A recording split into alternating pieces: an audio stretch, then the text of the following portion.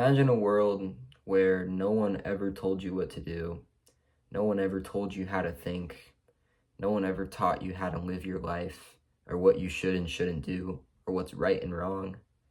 If you lived in a world like that, you'd probably already think you're beautiful. And you still might, but if you clicked on this video, there's a good chance you don't think so. And my goal is to help you with that, because you really are beautiful and you're perfect as you are. Because we have all these complex emotions, validation is a necessity for a lot of people. I know for me it is. I like to know that people feel good about me. So if someone tells you that you're not beautiful, then obviously that sucks. But just know that there are not two people in the world who have the exact same set of values, the exact same opinions on anything. So why would you choose to believe someone else's opinion when you could believe your own? Why would I make myself align with somebody else's values and adhere to what they want to see in a person instead of staying true to myself and being the person I want to be? You truly know that you're beautiful deep down, because if all these societal beauty standards didn't exist, then you would already know it. You would already know that you're beautiful. If no one could tell you otherwise, your first response would be to think that you're beautiful. What were you before somebody told you what you were? And I get it. Sometimes it's a personal thing. Like, sometimes people just look in the mirror and they don't see what they want to see. And sometimes that is because of those societal beauty standards. But sometimes, I just look at myself and I'm like, kind of wish I went to the gym more or something like that. And in that case, there's always room for change.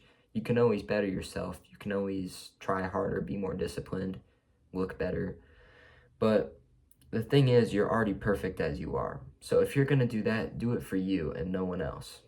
Imagine a scenario, and I'm going to paraphrase this from a book called The Four Agreements. Imagine a scenario where you are, let's say I'm little, right? And I'm chilling and I'm singing and I'll be like, and I'm like, damn, my singing is beautiful. And like other people at school are telling me like, damn, your singing's beautiful. And then I go home, right? And I'm like, hey mom, listen to my singing. And I'm like, she's on a phone call. She just got home from work. She's angry because of whatever, man. She's got her personal problems. She's like, stop it. I don't want to hear your singing, right? That's not a reflection of the person singing being bad.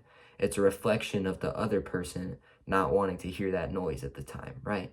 So when someone tells you you're ugly or something, or you're not beautiful, or that you're this or you're that, it usually is a reflection of themselves, and it usually is just them trying to validate themselves, put other people down so that you feel better. It's a common tactic used by bullies. And if you look at yourself, like, I don't know, I was at Essie's house yesterday, and I was looking in the mirror, and I kind of, avoided the mirror, because I was like, I kind of look, weird right now. Like, I think I was extra tired, so maybe I had some more eye bags, my eyes looked a little funky. I was looking in the mirror, I was like, oh, I don't like how I look right there. When you look at yourself and you tell yourself you don't like yourself, or you don't like how you look right now, it's not because you're not beautiful or anything. It's just sometimes you just don't like how you look. Sometimes you see your own imperfections. You see your flaws more than anyone else sees them. So of course, you're going to point out your own flaws, right? And humans have so many imperfections, so many flaws. And of course, you're going to notice your own flaws, because that's just what we do. We spend the most time with ourselves. So of course we notice all of our imperfections, but just know that everything that you feel is imperfect about yourself is what makes you unique. Note two things. One, not everybody else notices those imperfections. In fact, there's a very little chance that everybody else will notice the things that you think about yourself are ugly. For example, I was talking about the eye bags. I thought my eyes looked funny, and then I literally told Esther, and she was like, I think your eyes look fine. I think your eyes are great. She didn't see anything wrong with it, and if I saw something wrong with it, because it's me.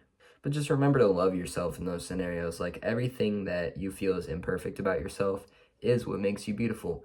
Humans are not meant to be perfect. You're not supposed to be perfect. You're supposed to have a bunch of flaws, and you are beautiful as is. All of our flaws and our imperfections are what make us unique. They're what separate us from everyone else.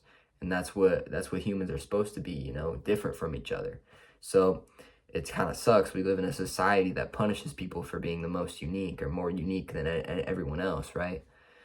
But just remind yourself that it's okay, that you're beautiful, and you know you're beautiful. And everything that is imperfect about you is actually perfect. You were supposed to be this way. So hopefully this helped you if you're struggling with your self-image. Thank you guys for watching. And I don't know if I'm going to post this on my main channel or my second channel yet, but if this is posted on my second channel, please go check out my main channel, Jwool. Alright, see you guys in the next one. Subscribe.